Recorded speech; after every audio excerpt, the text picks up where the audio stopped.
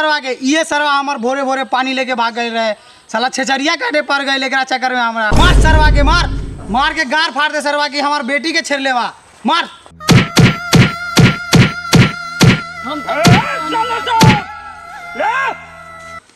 बेटा कितना मार ले देखता अरे साला रे हमारे बाबू कितना मार दिले रे कितना एक आराम से हम पोसली पाल ली कितना एक लौता बेटा बा हमार बाबू तू टेंशन न ले।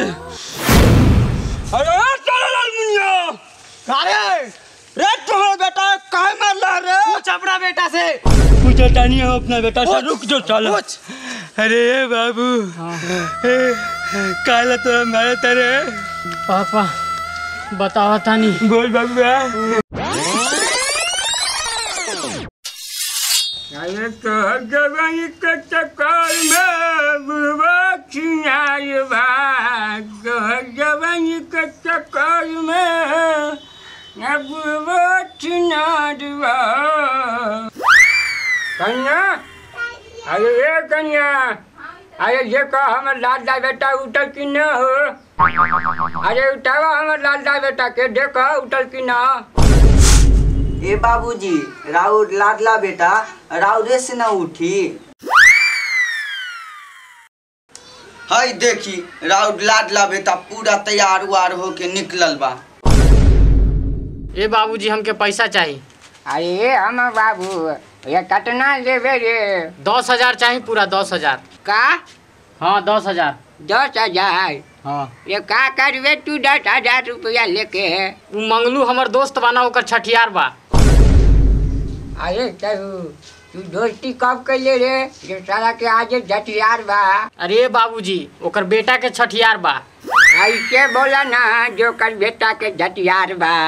अरे ये हमार बाबू हम पे कर देत बानी ठीक बा करो ठीक बा आइलो 12,000 भेज देले बानी ठीक है ठीक बा बाबूजी। 2,000 रुपया तोरा दिल्ली कोनो काम मत ठीक से खर्चा करिया ध्यान से ठीक बा ठीक बा जा जा ठीक से जइया ध्यान से जइया रे बाबूआ। बाबूजी आज हमर खाना मत बनैहा जातानी होटले में खा के आई। अरे बबुआ नाश्तो तो क के जा ना हम कल लेम जातानी होनी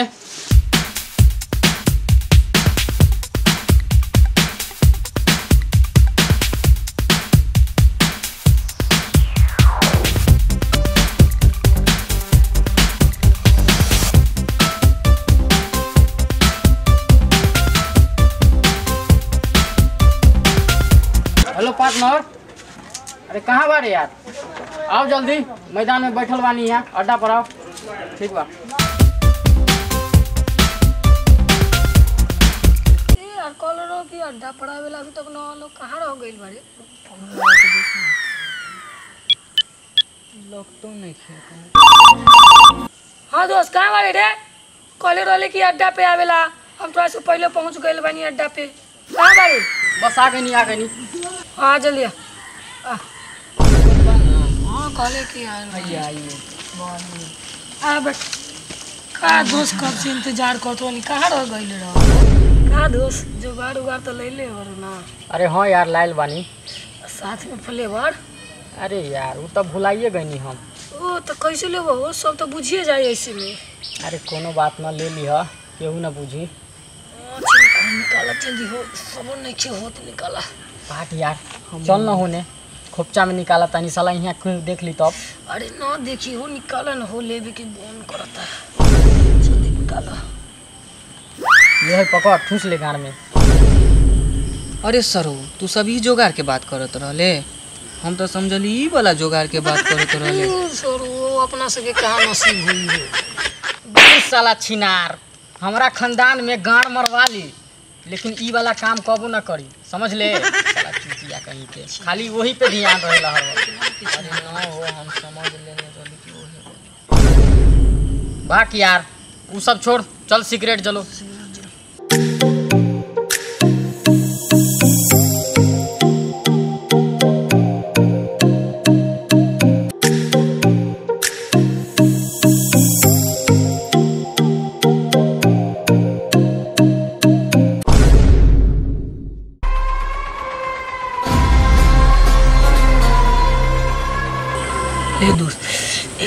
कबे से मन तरसत रहे हमारो आ मन पूरा हो गई। अरे दोस्त मन नहीं खिलागता का करी। तो चलो आज देखा तानी साला के केकर लोड सहता। तो शुभ काम में विलम्ब का है, चलो।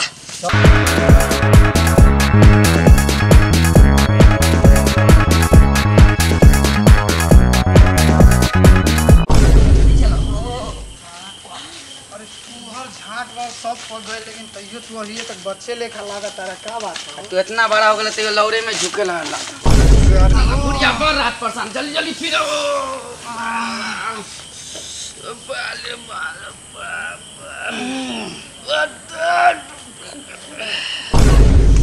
अरे कितना बड़का छो थक देला हो, इतना महकता का खैले रहला हो? रात में मुर्गा रात बन गया। ओहे से ते चल साले के दोनों बुढ़वा के मजा लेतानी, साले के पनिये गायब कर देतानी। खर्चा जबर मचकता, सरवा कथी खाता रहला हो। हाँ साथ में बुढ़िया हम बैठ के खैले रहल।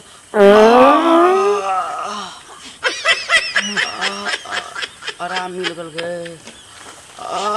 चला जल्दी धोआ जल्दी धोआ। अरे सरवा पानी के लेके भागल हो? ना पता आपका करवा आप का करबा, लगौरे के पड़ी। अरे चला लगातार नींद तो लेडीज से बहुत बात। चला चला चला चलो चलो।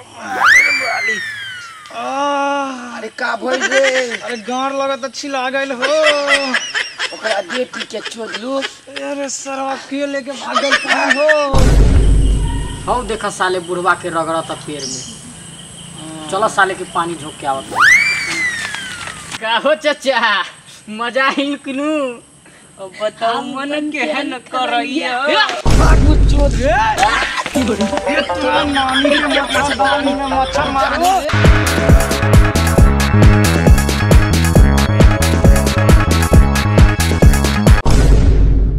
काये भौजी कहाँ जात बाड़ू इतना सेक्सी बन के हो? भौजी भौजी हमसे हंस से बोले बतियाबे के परी, दिल देवरो संग तोहरा लगावे के पड़ी। यार ये भौजी हेलो ठीक बा जात बानी।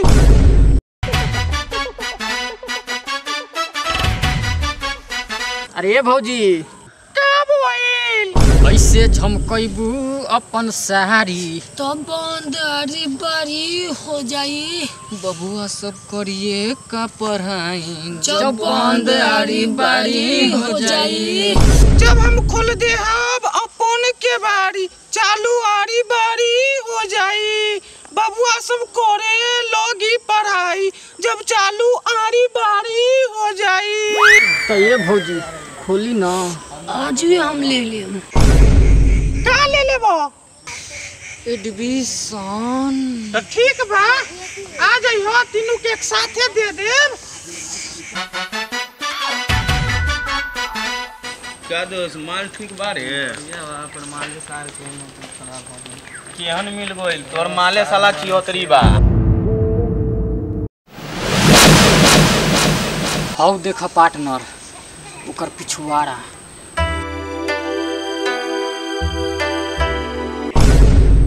अरे सरू तभी तो बोले कि हमरा खानदान में गार मरा ली, मगर ई सब काम न करी। तो अभी काहे देखा तारे ओकर पछुआरा? सरबू हम ओकर पिछुआड़ा के बात नहीं करत, तो ओकरा पीछे देख पैसा लटकल बा। चल ना साला के मार लेता नहीं। चल मार लेता नहीं।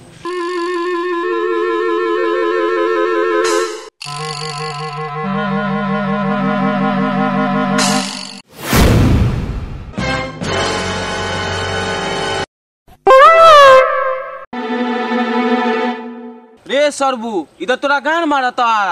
अरे सरबू हमके गार मारबे रे? आर फोड़ देला समर साला। आर फोड़ देला रे साला। कहनी ना 50 रुपया के चक्कर में गाट के दहेजो बुरा देबो सर वो कहीं के। बोले रहली कि न जा त मरवा के फरवा लेला ना।